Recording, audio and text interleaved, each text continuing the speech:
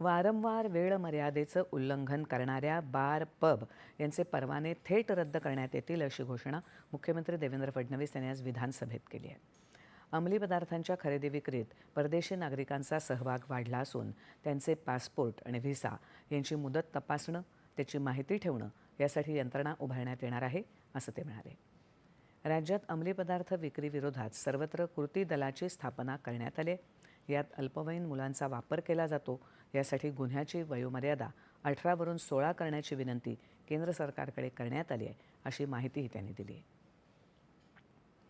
अंमली पदार्थांची खरेदी विक्रीचे धागेदोरे परराज्य आणि परदेशातही सापडत आहेत। त्यासाठी त्या गुन्ह्याच्या मुळाशी जाऊन तिकडून गुन्हेगार शोधून आणले जात आहेत असंही ते म्हणाले। शहरी आणि ग्रामीण भागातही अशा प्रकारांसाठी आवश्यक यंत्रणा तयार करण्यात आल्या आहेत।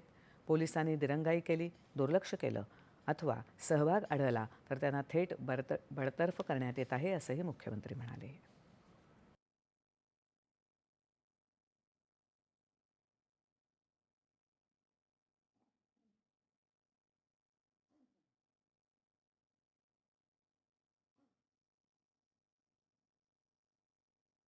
मकोकामध्ये ज्यांचे केसेस फिट होतात, वारंवार गुन्हे करणारे त्यांच्यावर मकोका लावण्यात येईल।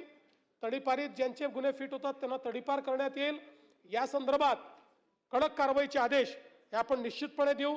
आणि तिसरा त्यांनी जो विषय सांगितला की त्यांनी काही ठिकाणी रेड केले आणि उशिरापर्यंत पब त्या ठिकाणी चालू होते, या संदर्भात आपण एक सुधारणा आणतो आहोत लायसन्समध्ये की एक विविक्षित वेळा लायसन्सचं उल्लंघन झालं तर लायसन्स आता आपण सस्पेंड करतो, तो सस्पेंड न करता वारंवार उल्लंघन करणाऱ्यांचा लायसन्स हा परमनंट कॅन्सल करायचा, या संदर्भातले कमेंटमेंट आपण आणतो।